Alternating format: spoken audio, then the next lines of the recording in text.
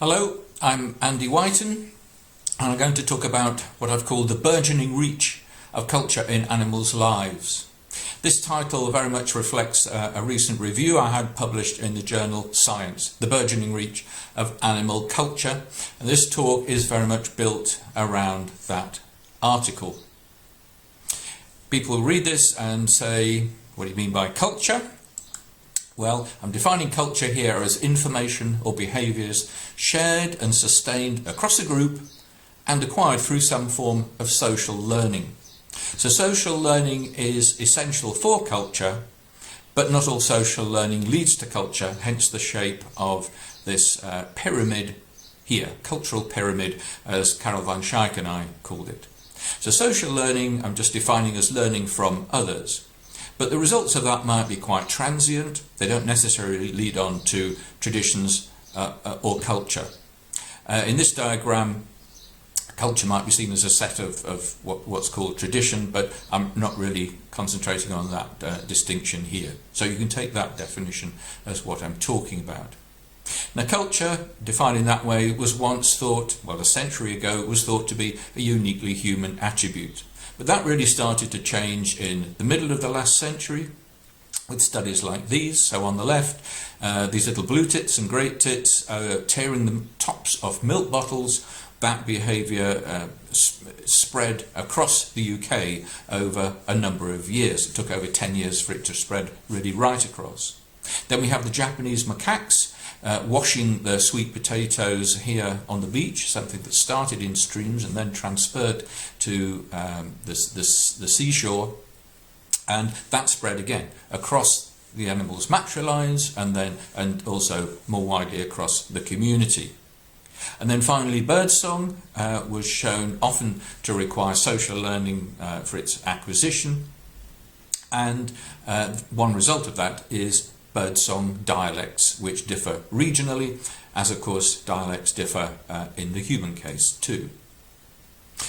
That kind of research then blossomed right through the second half of the 20th century.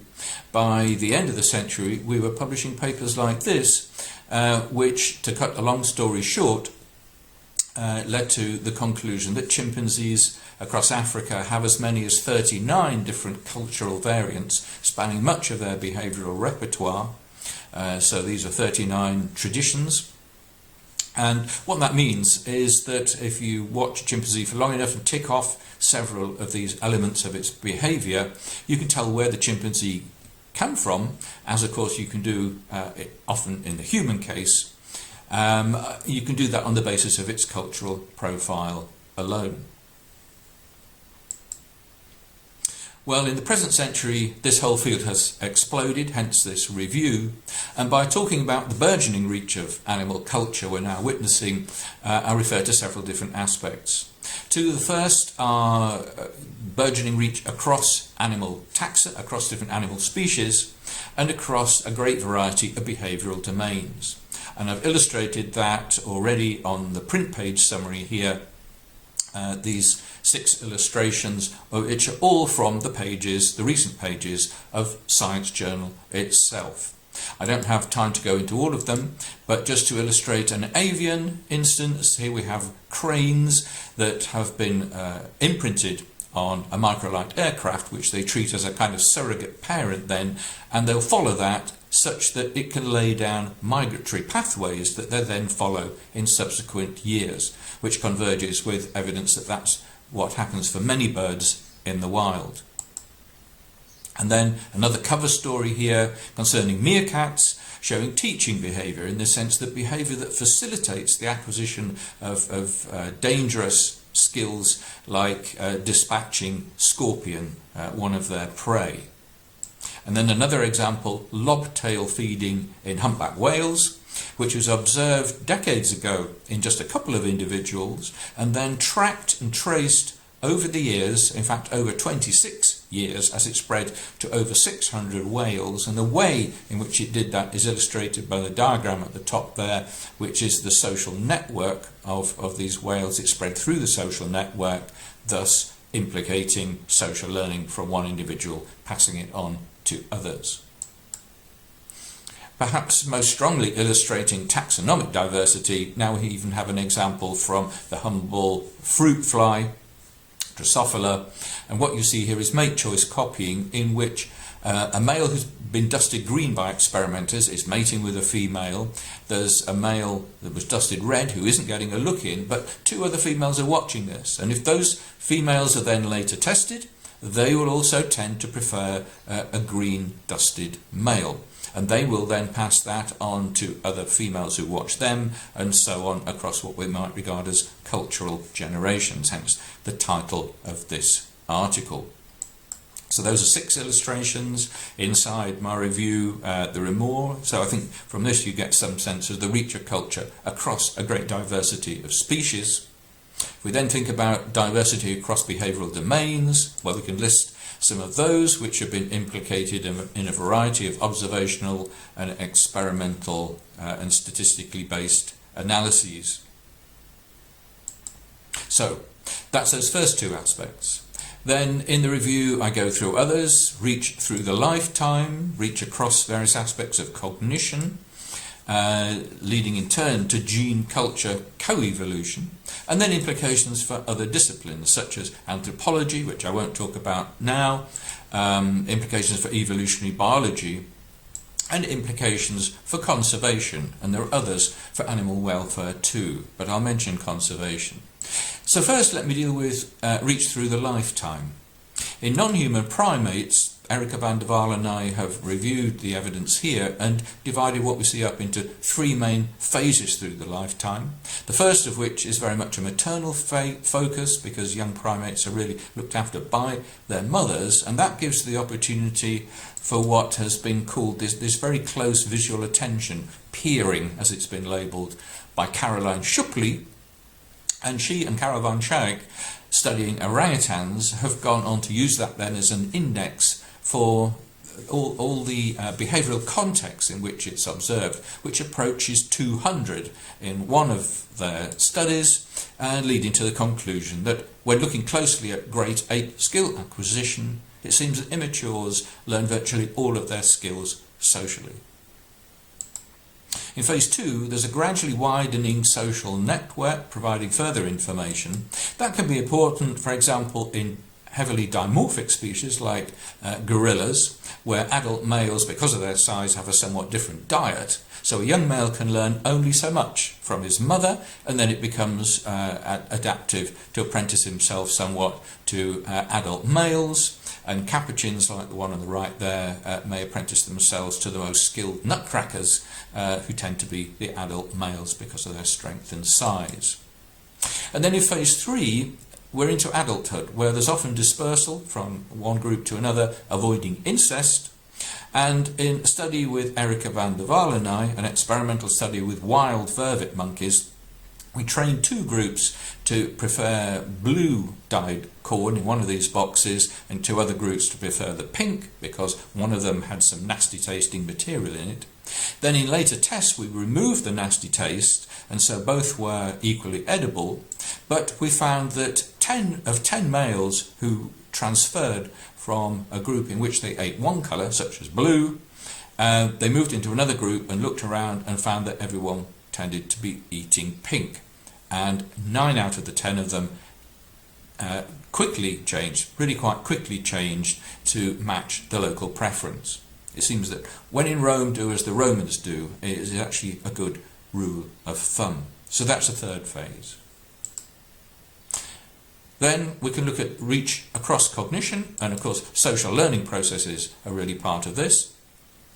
And in recent years, or over the years I should say, the taxonomies of all the varieties of social learning processes have become really quite complicated. And I don't have time to go into that, of course, in any detail. Just picking out a couple of illustrations. First of all, imitation at the top there, often regarded as one of the most cognitively complicated, because you have to transfer what you're taking in through visual information into the corresponding motor output. In those 4 diagrams you're seeing in the top row what a model did, illustrated graphically in terms of the sequence of actions and the elements that make it up.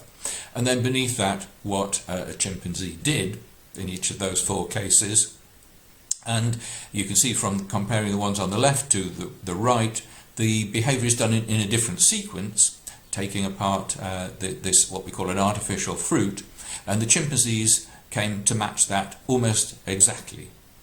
So there's a mutation, but another form of copying is really just copying the end state but achieving it through different means. And a nice illustration of that is from this study by Claudio Teni and colleagues, where chimpanzees watched how to get a peanut out of an empty flask by pouring water in from a bottle, so the peanut rose up and they could get it.